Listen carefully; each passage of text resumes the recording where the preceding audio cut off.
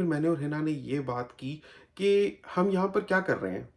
मतलब हम क्या लेने आए हैं यहाँ पर? अपने सोच का ज़ाविया ठीक कर लें तो वो ज़िंदगी में सबसे बड़ी अचीवमेंट होती है, क्योंकि आपका जो ब्रेन है वो मेन कंट्रोलिंग सेंटर है आपकी पूरी लाइफ़ का। आपकी ज़िंदगी में सब कुछ अच्छा हो सकता है, लेकिन अगर आपकी सोच सही नहीं है तो आपकी डायरेक्शन कभी सही नहीं हो सकती, और अगर आपकी डायरेक्शन सही नहीं है तो आपके रिज़ल्ट्स ठीक नहीं आएँगे। हम अपनी अचीवमेंट्स के चक्कर में ये हासिल करना है, ये बनाना है, उधर जाना है, इसमें हम इतने मगन होते हैं कि वो गोल्डन टाइम जो हमारे बच्चों के साथ स्पेंड करना एज पेरेंट्स ज़रूरी होता है उनकी लाइफ के अर्ली ईयर्स में, वो कैसे आपके हाथ से जाता रहता है, आप रियलाइज़ भी नहीं करते, और रियलाइज़ तब करते हैं जब वो आपके हाथ से निकल चुका होता है, जब बच्चे अपनी ज़िंदगी में इतने सेट हो चुके होते हैं आपके बगैर, अपनी प्रेफरेंसेस प्रायोरिटीज़ सेट कर चुके होते हैं, कि उसके बाद अगर आप रियलाइज़ करके उनकी ज़िंदगी में आकर कुछ चेंज। अस्सलाम वालेकुम नाज़रीन, मैं हूँ बिलाल ज़फ़र, आप देख रहे हैं हमारा कनाडा। एंड ऑफ ईयर छुट्टियाँ हुई, 10 छुट्टियाँ हुई, कोई टोरंटो गया, कोई अल्बर्टा गया, कोई पाकिस्तान चला गया, इंडिया चला गया, कोई नियाग्रा फॉल्स चला गया, सबके अपने-अपने छुट्टियों के प्लान्स थे। पूरे साल में डट के काम करने के बाद अपनी-अपनी थकन उतारने का, फैमिलीज़ के साथ टाइम स्पेंड करने का, हर एक का अपना-अपना तरीका था।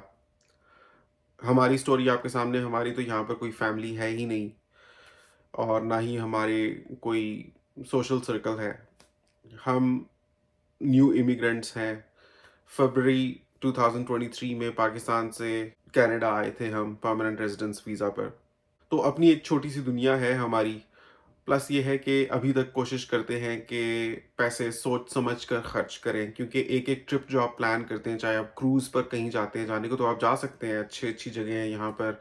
चाहे आप डिफरेंट सिटीज़ या प्रोविंसेस विज़िट करते हैं, there is a cost associated with everything. लेकिन इवन मोर देन दैट, मैं ये चाहता था कि इस 10 दिन के अरसे में मुझे कम से कम इतना वक़्त मिलेगा कि मैं ठीक से रिफ्लेक्ट कर सकूँ अपनी ज़िंदगी पर, और सोच सकूँ कि मैं किधर हूँ, मैं किधर जा रहा हूँ, मुझे किधर जाना चाहिए, और अपनी प्रायोरिटीज़ इन लाइफ़ को असेस करने का एक मौका देखता था मैं इन 10 दिनों को।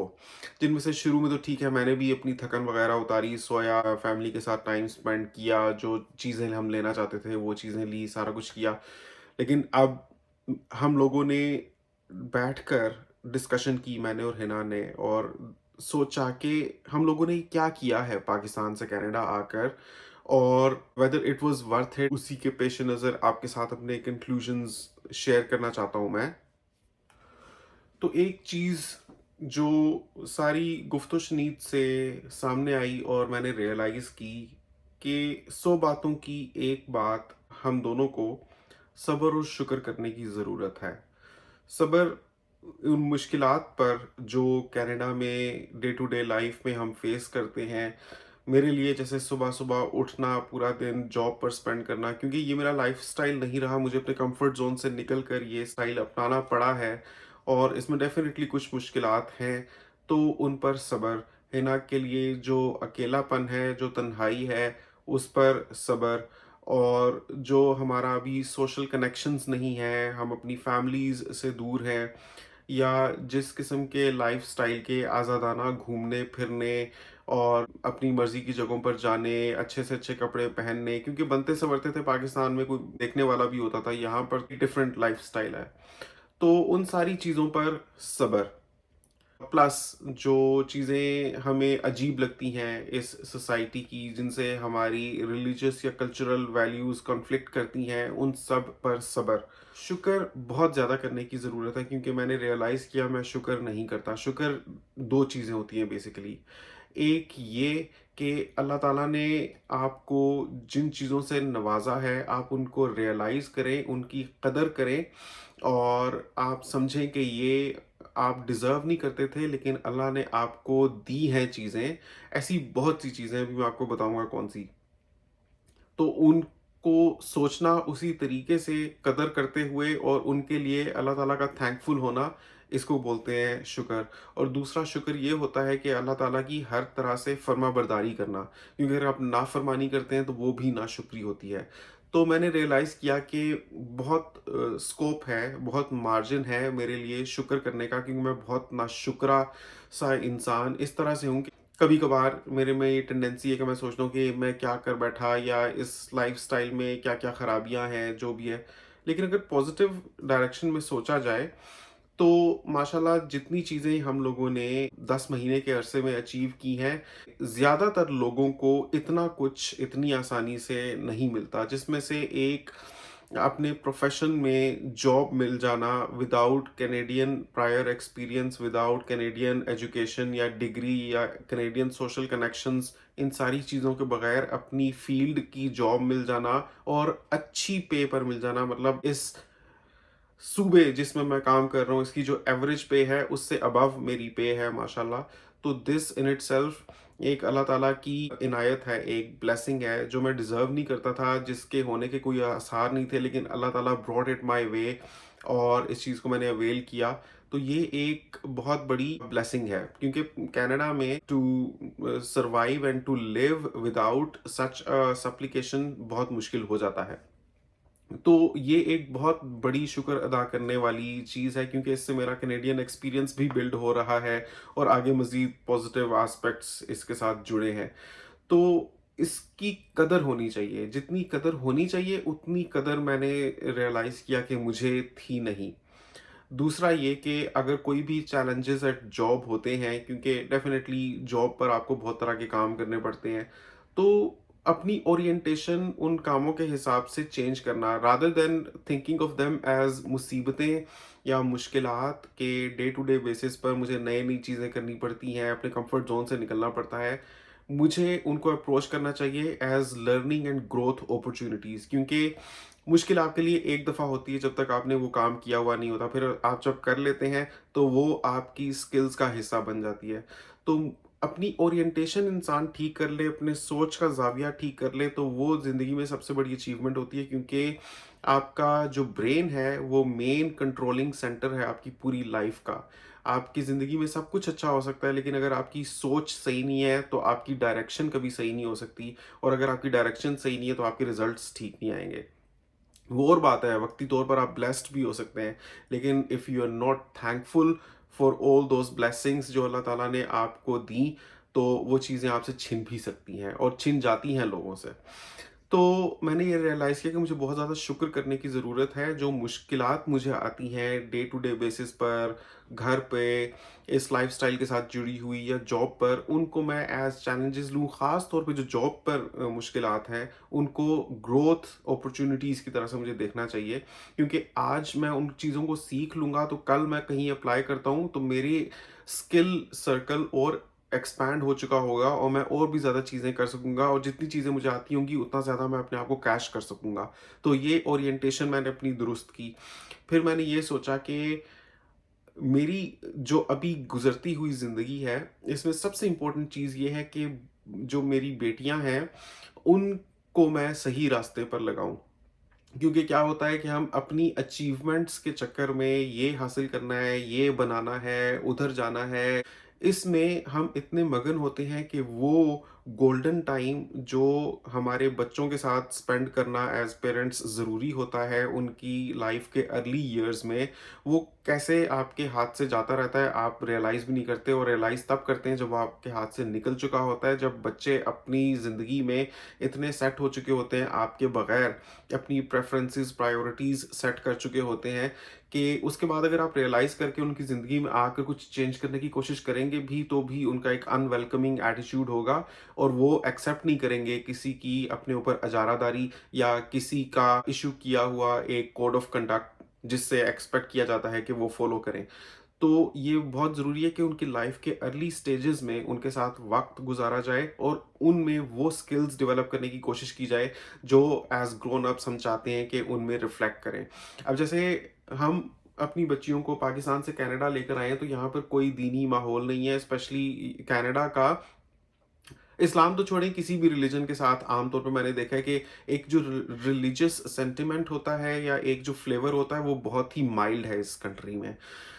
उसकी एक वजह ये भी है कि इतने सारे इमिग्रेंट्स हैं जो इतने ज़्यादा डाइवर्स बैकग्राउंड्स से आते हैं कि रिलीजियस सेंटिमेंट आमतौर पर ऐसी जगहों पर डेवलप होता है जहाँ पर मेजोरिटी होती है किसी एक सर्टन रिलीजन को फॉलो करते हुए लोगों की। जब लोगों की आइडियोलॉजी सेम होती है तो वो जिस बिलीफ सिस्टम को अपनाते हैं उसकी रिस्पेक्ट सभी लोग करते हैं, तो फिर वो इम्पोर्टेंट भी हो जाता है।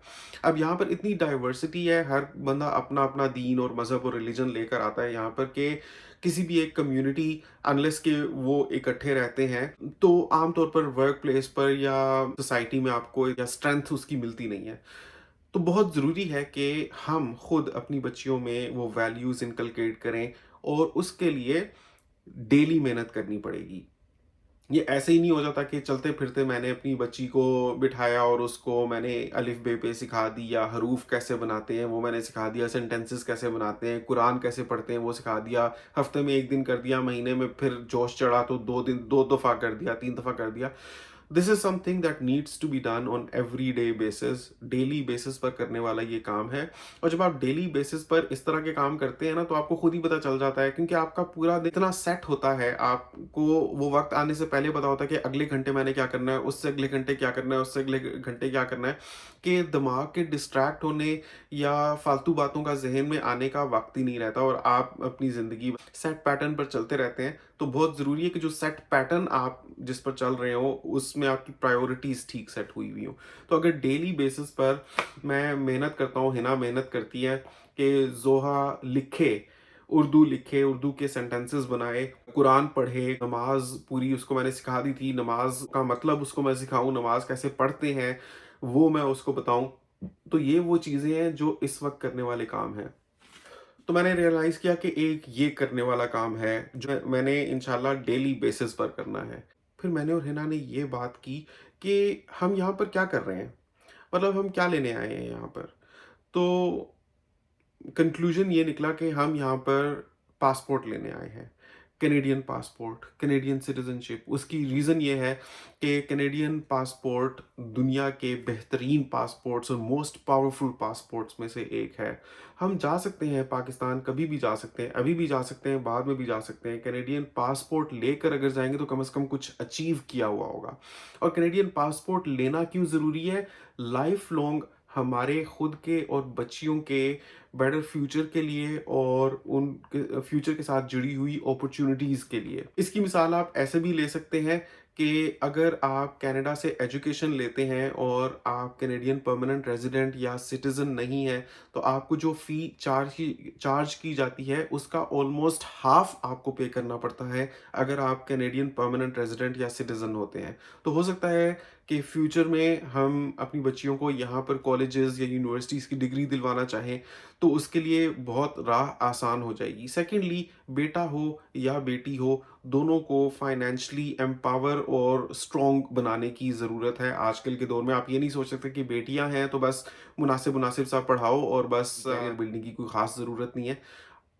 Everybody I think should do their best कि बेटा हो या बेटी हो उसको एम्पावर करें, क्योंकि अगर आप ये फ़र्क रखेंगे तो जिस तरह की हवा चली हुई है, जो माहौल है, उसमें असल में फ़र्क नहीं है। तो मुश्किलात इवेंचुअली आपकी बच्चियों के लिए ही होंगी अगर आप उनमें वक़्त और पैसा इन्वेस्ट नहीं करेंगे, उनकी डायरेक्शन सेट नहीं करेंगे, लाइफ़ में भी, सोशली भी, प्रोफ़ेशनली भी, क्योंकि किसका कैसा मुक़द्दर निकलता है वो आपके बस से बाहर है। कुछ बेटियाँ ब्याही जाती हैं, उनके अच्छे मुक़द्दर होते हैं, कुछ ब्याही जाती हैं, उनकी ज़िंदगी में मुश्किलात होती हैं। लेकिन अगर आपने अपनी बच्चियों को पढ़ाया होगा, उनको सिक्योर किया होगा, तो रिगार्डलेस कि जिस किस्म के भी हालात हैं, उनमें उनके पाँव मज़बूत होंगे इंशाल्लाह। Last but not the least, मैंने ये सोचा कि मुझे डेली यूट्यूबिंग करनी चाहिए, क्योंकि एक चीज़ है जो मैंने अपने प्रोफ़ेशन और लाइफ़ के साथ-साथ चला रखी है।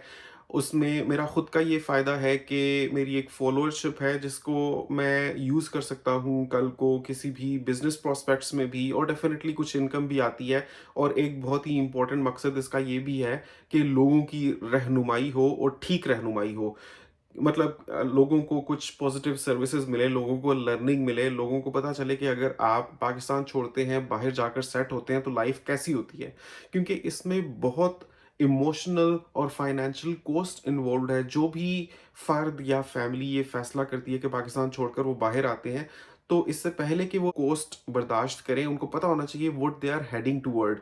तो अगर मैं अपनी day to day life share करता हूँ लोगों के साथ, तो बहुत से लोगों की बहुत तरह से रहनुमाई होती है। तो एक अच्छी चीज़ है, जिससे मुझे फाइनेंशियली भी फ़ायदा हो रहा है, मुझे थोड़ा बात करने भी मिल जाता है, और आप लोगों को और ख़ास तौर पे उन लोगों को जिनके लिए हम अहम हैं, उनको अपडेट्स मिल जाती हैं लाइफ़ की, और लोगों को बहुत सी लर्निंग मिल जाती है।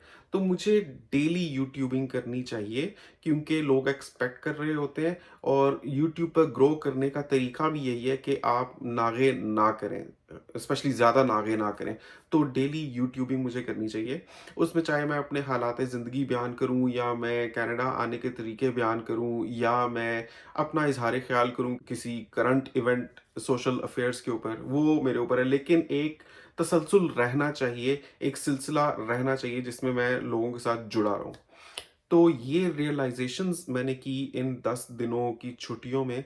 तो ये रियलाइज़ेशंस जब आप कर लेते हैं, तो आपकी ज़िंदगी का एक पैटर्न सेट हो जाता है, एक डायरेक्शन सही हो जाती है, एक ओरिएंटेशन ठीक हो जाती है, which is the most important thing कुछ भी लॉन्ग टर्म अचीव करने के लिए।